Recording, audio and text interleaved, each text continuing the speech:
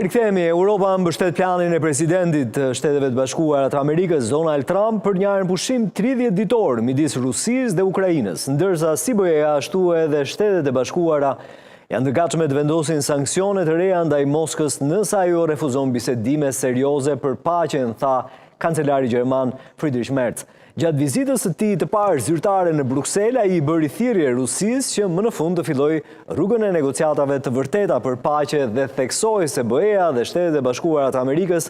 do të vazhdojnë të mbështesin Ukrainën si edhe të rrisin fondet për Kievin nëse është e nevojshme. Merz theksoi se Gjermania mbetet kundër një borxhi të përbashkët të BE-s për të financuar shpenzimet e mbrojtjes. Trump bëri përsëri thirrje për një armpushim 30 ditor pa kushte dhe tha se bisedimet me Rusinë dhe Ukrainën do të vazhdojnë, duke thënë se në rrjetin e tij Social Truth në SBA do të vendosin sanksione të reja nëse armpushimi nuk respektohet. Trump theksoi se si president